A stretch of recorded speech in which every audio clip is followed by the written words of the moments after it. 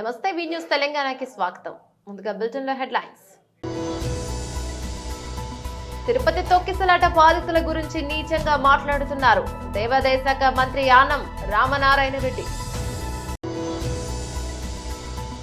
BJP అధికార ప్రతినిధి N V Subhash, MLC ప్రత్యర్థి మల్కా కొమరయ్య విలేకరుల సమావేశం. అమరావతితో పాటు నిర్మాణ రంగాన్ని సంక్షోభంలోకి నెట్టాడు జగన్.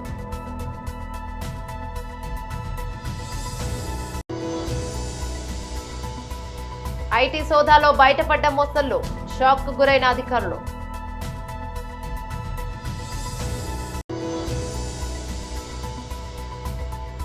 ట్రంప్ కు కోర్టులో భారీ ఊరట. డీటెయిల్స్ చూస్తే తిరుపతి తొక్కిసలాట బాధితుల గురించి నీచంగా మాట్లాడుతున్నారు దేవాదాయ శాఖ మంత్రి ఆనం రామనారాయణ రెడ్డి. గాయపడ్డ వారిని, మరణించిన వారిని అవమానించేలా మాట్లాడారు. డబ్బులు తీసుకుని చంద్రబాబుకు వ్యతిరేకంగా నినాదాలు చేశారని ఆరోపించడం దారుణం. ప్రభుత్వ నిర్వాహకం వల్ల 6 మంది మరణించారు. దానికి నైతిక బాధ్యత వహించి మీరు రాజీనామా చేయాలి. దేవాదాయ శాఖ మంత్రి ఆనం రామనారాయణ రెడ్డి గారు నిన్న పత్రికల వారితో మాట్లాడుతూ జగన్మోహన్ రెడ్డి గారు మొన్న తిరుపతిలో జరిగినటువంటి దుర్ఘటనలో క్షతగాత్రులైనటువంటి వాళ్లను పరామర్శించడానికి రావటానికి ముందే వైసీపీ నాయకులు ఆ క్షతగాత్రులకు 18 మందికి డబ్బులిచ్చి చంద్రబాబు గారికి వ్యతిరేకంగా తిట్టమని చెప్పారు అని చేసినటువంటి ఆరోపణ ఎంత దారుణంగా ఉందంటే, మీ నిర్వాహకం వలన 6 మంది మరణానికి గురైతే దానికి నైతిక బాధ్యత వహించి రాజీనామా చేయవలసినటువంటి స్థానంలో ఉన్నటువంటి మీరు జగన్మోహన్ రెడ్డి గారి మీద ఈ రకమైనటువంటి ఆరోపణ చేయటం ఒక సీనియర్ రాజకీయ నాయకుడిగా మీ స్థాయిని ఎంతగా దిగజార్చిందంటే, రాజకీయంగా ఇంత హీనంగా కూడా మాట్లాడగలరు మీరు అని నిరూపితం చేసుకున్నారు.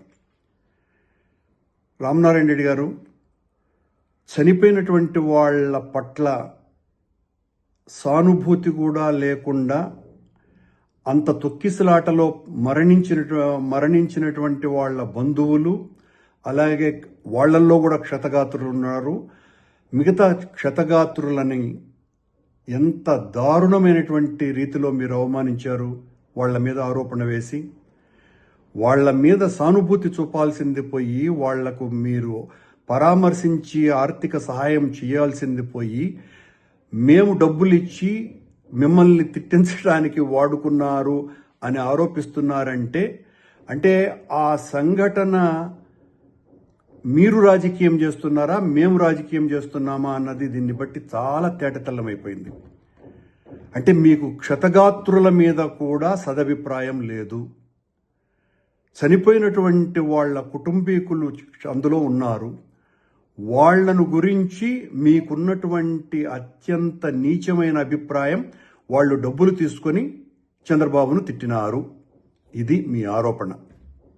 ఇంతకంటే దారుణం మరొకటి ఉన్నదా? ఈ మొత్తం ఎపిసోడులో వైసీపీ నాయకుల్లో లేకపోతే మేము కానీ ఎవరం కూడా మీ పాత్రకు సంబంధించి ఏమీ మాట్లాడలేదు కాబట్టి, తద్వారా మీరు నా అస్తిత్వం ఎక్కడ తగ్గిపోతుందోనని ఈ రకమైనటువంటి ఆరోపణలకు దిగినారేమో అర్థం కావటం లేదు.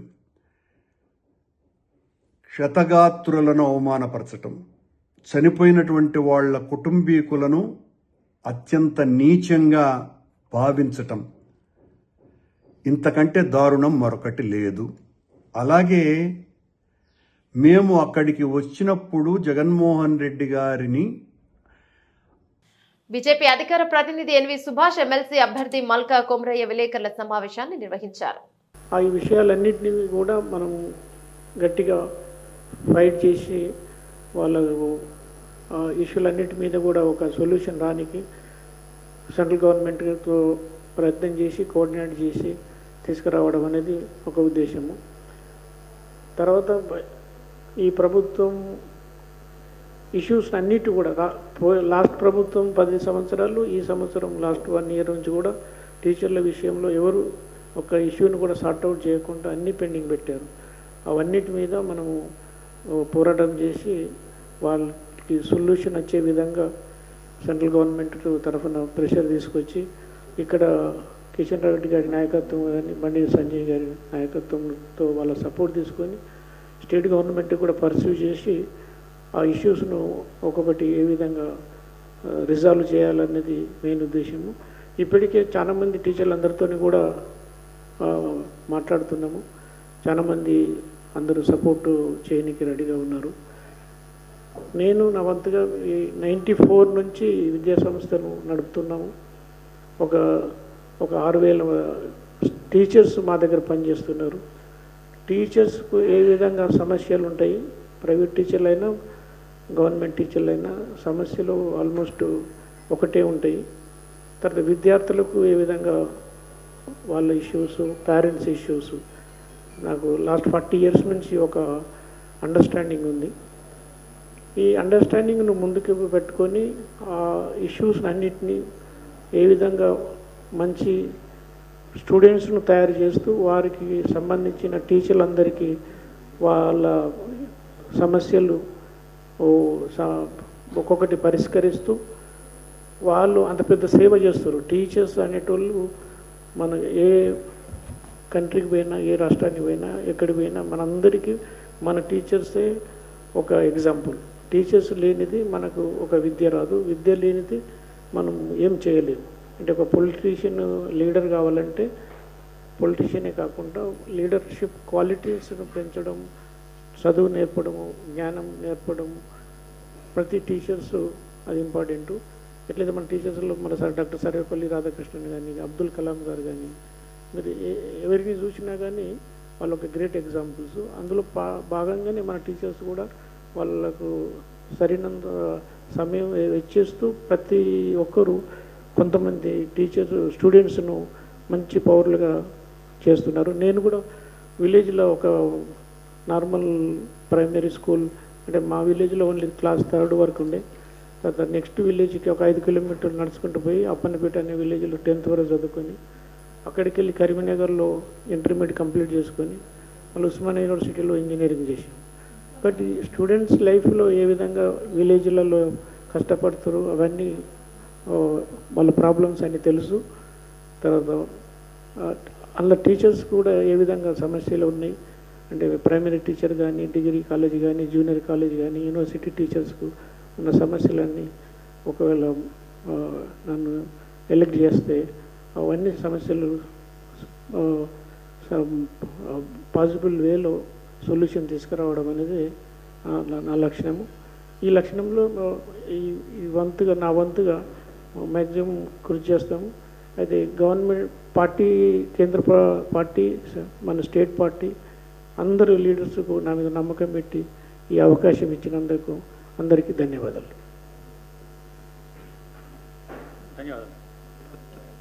అమరావతితో పాటు నిర్మాణ రంగాన్ని సంక్షోభంలోకి నెట్టాడు జగన్. అమరావతిగానే అభివృద్ధి అయి ఉంటే ఇప్పటికి ప్రాంతం అంతా కూడా నిలదొక్కునేది. ఒక అమరావతిని పూర్తిగా నిర్వీర్యం చేసి రాష్ట్రంలో నిర్మాణ రంగం అనేది నిలదొక్కోకుండా చేసే పరిస్థితికి వచ్చారు. ఇంకో పక్కన ఎక్కడ చూసినా డెమాలిషన్ చేయడం, భయభ్రాంతులను చేయడం, ఇలాంటి చాలా కార్యక్రమాలు కూడా జరిగాయి. 5 సంవత్సరాలు నేను చూశాను. అన్ని రంగాల కంటే నిర్మాణ రంగం పూర్తిగా దెబ్బతినే పరిస్థితికి వచ్చింది. ఈరోజు మళ్ళీ మీరు చూసినప్పుడు ఈ 7 నెలలే మేము వచ్చిన తర్వాత 7 నెలలు అయింది. బిల్డ్ ఏపీ అనే నినాదంతో ఈరోజు మనందరం ముందుకు పోతున్నాం. నిర్మాణ రంగానికే కాకుండా అనుబంధ రంగాల్లో అన్నిటికీ ప్రాధాన్యత ఇచ్చాం. ఈ ప్రాధాన్యత వల్ల ఎక్కడికక్కడ ఒక పద్ధతి ప్రకారం ఇవన్నీ జరిగే పరిస్థితికి వస్తున్నాయి. మీరు ఒక పక్కన చూస్తే నా జీవితంలో ఎప్పుడూ చూడని విధంగా ఈరోజు భూ సమస్యలు వచ్చాయి. నాకు వచ్చే 100 పిటిషన్లు వస్తే అందులో 60-70 ల్యాండ్ రిలేటెడ్ సమస్యలే వచ్చాయి. రికార్డ్స్ తారుమారు చేశారు, భూ కబ్జాలు చేశారు, ఒకరి భూమిని ఇంకొకరు రాహించారు, కడాన సొంత ఒక ల్యాండ్ టైట్లింగ్ యాక్ట్ కూడా తీసుకొచ్చి ఇష్టానుసారంగా చేస్తే అవన్నీ రద్దు చేసి ఈ ల్యాండ్స్ అన్నీ మళ్ళీ ప్యూరిఫై చేయాలంటే చాలా సమయం తీసుకొచ్చే పరిస్థితి వచ్చింది. నేను మిమ్మల్ని అందరూ కూడా నిర్మాణ రంగంలో ఉన్నారు కాబట్టి ఇప్పుడే తిరుపతిరావు గారు కానీ మీ వాళ్ళందరూ చెప్పారు, ఒక మాట చెప్పారు, మేము తప్పు చేయం, ఎవరైనా మాలో తప్పు చేసే వాళ్ళు ఉంటే గట్టి చర్యలు తీసుకోమని వాళ్ళు కోరారు. అందుకే నేను చెప్తున్నా, ఈరోజు first time land grabbing prohibition act కూడా తీసుకొచ్చాం. ఎవరైనా కానీ ల్యాండ్ గ్రాబింగ్ చేస్తే మాత్రం ఎవరిని వదిలిపెట్టమని చెప్పి కూడా నేను మీకు తెలియజేసుకుంటున్నా. మధ్యప్రదేశ్లోని సాగర్ జిల్లాలో ఓ ఇంట్లో ఐటీ సోదాలు నిర్వహించిన ఆదాయ పన్ను విభాగం అధికారులు షాక్ గురయ్యారు. బీడీ తయారీదారు భవన నిర్మాణ కాంట్రాక్టర్ అయిన బీజేపీ మాజీ కార్పొరేటర్ రాజేష్ కేసర్వానికి చెందిన నివాసంలో అధికారులు కొన్ని మొసళ్లను గుర్తించారు. వెంటనే అటవీశాఖ అధికారులకు సమాచారం అందించారు. రంగంలోకి దిగిన ఫారెస్ట్ ఆఫీసర్లు అక్కడికి చేరుకుని మొసళ్లను రక్షించారు. ఐటీ అధికారుల నుంచి సమాచారం అందడంతో అక్కడికి వెళ్లి వన్యప్రాణులను రక్షించామని Madhya Pradesh forest force head officer Asim Srivastava తెలిపారు. వన్యప్రాణి సంరక్షణ చట్టాల కింద కేసులు నమోదు చేశామని తదుపరి చర్యలు తీసుకున్నామని వెల్లడించారు. మొసళ్ల ఆరోగ్య పరిస్థితిని పరిశీలిస్తున్నామని ఇందుకు సంబంధించిన సమాచారాన్ని కోర్టుకు తెలియజేయాల్సి ఉంటుందని కోర్టు ఆదేశాల ప్రకారం కేసులో ముందుకు వెళ్తామని శ్రీవాస్తవ వివరించారు. అయితే రాజేష్ కేసర్వాణి నివాసంలో ఎన్ని మొసళ్లను రక్షించారనే విషయాన్ని శ్రీవాస్తవ చెప్పలేదు. వ్యాపారి అయిన రాజేష్ కు సంబంధించిన స్థలాల్లో ఐటీ అధికారులు సోదాలు నిర్వహించినప్పుడు ఈ విషయం బయటపడిందన్నారు.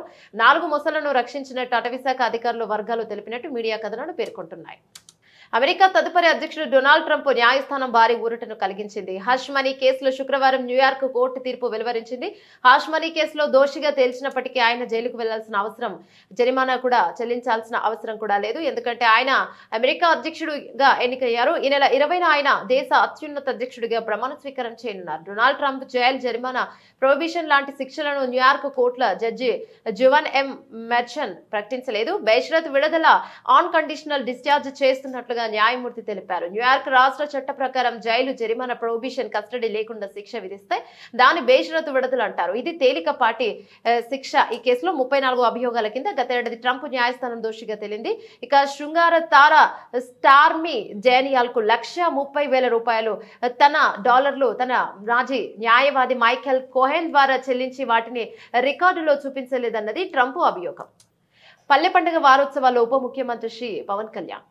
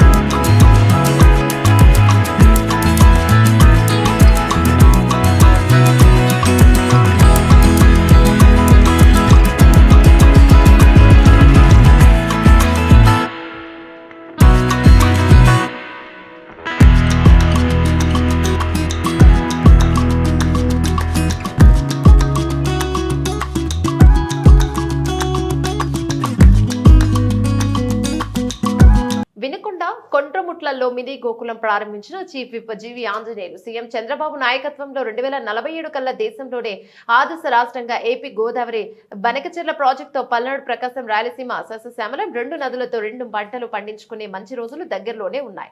బొల్లాయపల్లి రిజర్వాయర్ వినుకొండలో రావడం మా అదృష్టం ఇక అవుతున్నాయని చెప్తారా? మాకు చేతగానివి చంద్రబాబు చేసి చూపిస్తున్నారని జగన్ చెప్తారు. జగన్ పాలనలో అవినీతితో దుర్మార్గంగా దోచుకున్నారు తప్ప పేదలను పట్టించుకోలేదు. ఈరోజు మినీ గోకులాన్ని ఓపెన్ చేస్తే నాకు చాలా సంతోషంగా ఉంది.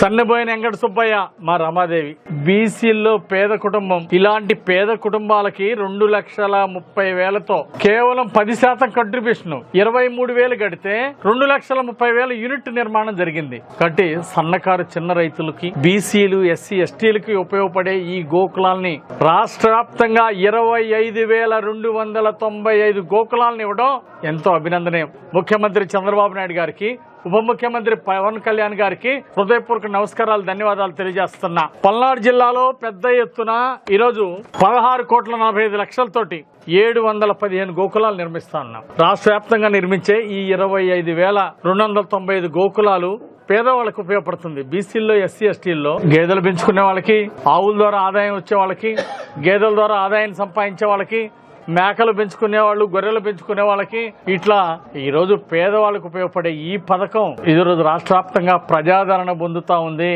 ఇది గతంలో 2018-19లో తెలుగుదేశం ప్రభుత్వం దీన్ని ప్రవేశపెట్టింది. మధ్యలో వచ్చినటువంటి జగన్మోహన్ రెడ్డి ప్రభుత్వం, వైఎస్ఆర్ ప్రభుత్వంలో దీన్ని ఎందుకు ఆపారు? గోకులాల్ని ఎందుకు ఆపారు? అనాలోచితమైన చర్య. వైఎస్ఆర్ ప్రభుత్వంలో స్వార్థ ప్రయోజనాలు తప్ప పేదవాళ్ళ ప్రయోజనాలు కనపడాల వాళ్ళకి. మరి మినీ గోకులాలు ఈరోజు పాడి పరిశ్రమ మీద 4 గేదెలు పెంచుకొని చక్కగా ఆదాయాన్ని సంపాదిస్తూ నెల 20,000, 30,000 ఆదాయం సంపాదిస్తున్న వాళ్ళు చాలా మంది ఉన్నారు. అట్లా పాడి పరిశ్రమ అనేది ఈరోజు రాష్ట్ర అభివృద్ధిలో భాగస్వామ్యం అయింది. మరి ఇలాంటి ప్రతి యూనిట్ ఈరోజు 25,000 మందికి ఈ సంవత్సరం పెద్ద ఎత్తున ఈరోజు ప్రజలకు ఉపయోగపడతా ఉంది. 581 కోట్ల రూపాయలు ఈ గోకులాల ద్వారా ప్రజలకు ఇస్తున్నాం. కేవలం 10% కంట్రిబ్యూషన్ తో 90% ఈరోజు ప్రభుత్వం పెట్టుకుని ఎన్ఆర్జీఎస్ ఉపాధి హామీ పథకం, మహాత్మా గాంధీ ఉపాధి హామీ పనుల్లో పెద్ద ఎత్తున ఈ మినీ గోకులాలు ప్రోత్సహిస్తున్నాం. ఈ ప్రోత్సాహం వెనకాల ఆర్థిక ప్రగతి ఉంది. ఈ ప్రోత్సాహం వెనకాల బీసీ, ఎస్సీ, ఎస్టీల అభివృద్ధికి బాటలు వేస్తుంది తెలుగుదేశం ప్రభుత్వం, ఎన్డీఏ ప్రభుత్వం. ఇది భవిష్యత్తు ఆర్థిక ప్రగతికి, ప్రతి కుటుంబం ఆర్థిక ప్రగతికి ఉపయోగపడుతుంది. ఎక్కడైతే గోకులం ఇచ్చామో అక్కడ ఆదాయం పెరుగుతుంది, ఆర్థిక ప్రగతి వస్తుంది. దాని ద్వారా రాష్ట్ర ఆర్థిక ప్రగతి మెరుగుపడుతుంది. గత ఆగస్టు 23న రాష్ట్ర వ్యాప్తంగా ఆనాడు పవన్ కళ్యాణ్ గారి పిలుపు మేరకు చంద్రబాబు గారి సారథ్యంలో రాష్ట్ర వ్యాప్తంగా మరి 13,324 గ్రామాల్లో తీర్మానాలు పెట్టి ఇలాంటి ఐసీసీ ఛాంపియన్స్ ట్రోఫీ 2025కు జట్టును ప్రకటించడానికి సమయం దగ్గర పడ్డ తరుణంలో టీమిండియాకు బిగ్ బూస్ట్ ఇచ్చే అప్డేట్ వచ్చింది. ఫిట్నెస్ నిరూపించుకోలేక బోర్డర్ గవాస్కర్ ట్రోఫీకి ఎంపిక కాని star pacer Mohammed Shami reentry దాదాపు ఖాయమైనట్టు సంకేతాలు వెలువడున్నాయి. మరికొన్ని రోజుల్లోనే స్వదేశంలో ఇంగ్లాండ్ తో జరగనున్న వన్డే సిరీస్ కు ఆ తర్వాత జరగనున్న ఛాంపియన్స్ ట్రోఫీ కూడా అతన్ని ఎంపిక చేయడానికి సెలెక్టర్లు సిద్ధంగా ఉన్నారని క్రిక్బస్ పేర్కొంది. ఈ మేరకు బెంగళూరులోని నేషనల్ క్రికెట్ అకాడమీ వైద్యుల బృందం మహమ్మద్ షమికి ఫిట్నెస్ క్లియరెన్స్ ఇచ్చినట్టు తెలిపింది. దీంతో అంతర్జాతీయ క్రికెట్ లో షమి రీఎంట్రీకి మార్గం సుగమమైనట్టు అని పేర్కొంది. అయితే ఇంగ్లాండ్ తో జరిగే T20 సిరీస్ కు మాత్రం ఎంపిక చేసే అవకాశం లేదు. చీలమండ గాయానికి శస్త్రచికిత్స చేయించుకుని కోలుకున్న అనంతరం బెంగళూరు తరపున షమి దేశవాళీ క్రికెట్ లో ఆడుతున్నాడు. వన్డే ఫార్మాట్ లో జరిగే విజయ్ హజారే ట్రోఫీలో ఆడి పర్వాలేదనిపించుకున్నాడు. షమి చివరిసారిగా 2023 వన్డే వరల్డ్ కప్ లో అంతర్జాతీయ క్రికెట్ ఆడాడు. చీలమండం గాయం అవడంతో లండన్ వెళ్లి శస్త్రచికిత్స చేయించుకున్నాడు. కోలుకొని ఫిట్నెస్ దృష్టి సారించాడు. నిజానికి బోర్డర్ గవాస్కర్ ట్రోఫీకి ఎంపిక అవుతాడని అంతా భావించారు. కానీ పూర్తి ఫిట్నెస్ లేకపోవడంతో చివరి నిమిషంలో సెలెక్టర్లు అతన్ని పక్కన పెట్టారు. కాగా జనవరి 22 నుంచి భారత్ ఇంగ్లాండ్ తో జట్ల మధ్య 5 T20 మ్యాచ్లు, 3 వన్డే మ్యాచ్లు జరగనున్నాయి. ఫిబ్రవరి 6 నుంచి 9, 12 తేదీల్లో వన్డే మ్యాచ్లు జరుగుతాయి అని తెలిపారు. బులెటిన్ ముగించే ముందు హెడ్లైన్స్ మరోసారి. తిరుపతి తొక్కిసలాట బాధితుల గురించి నీచంగా మాట్లాడుతున్నారు దేవాదాయ శాఖ మంత్రి ఆనం రామనారాయణ రెడ్డి. బీజేపీ అధికార ప్రతినిధి ఎన్వి సుభాష్, ఎమ్మెల్సీ ప్రత్యర్థి మల్కా కొమరయ్య విలేకరుల సమావేశం. అమరావతితో పాటు నిర్మాణ రంగాన్ని సంక్షోభంలోకి నెట్టాడు జగన్.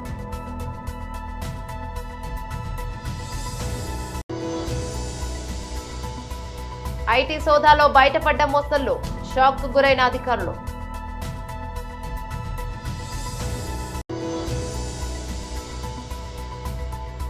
ట్రంప్ కు కోర్టులో భారీ ఊరట. ఇవి బులెటిన్ లోని అప్డేట్స్. మరో బులెటిన్ లో మళ్ళీ కలుసుకుందాం. అంతవరకు సెలవు. నమస్తే.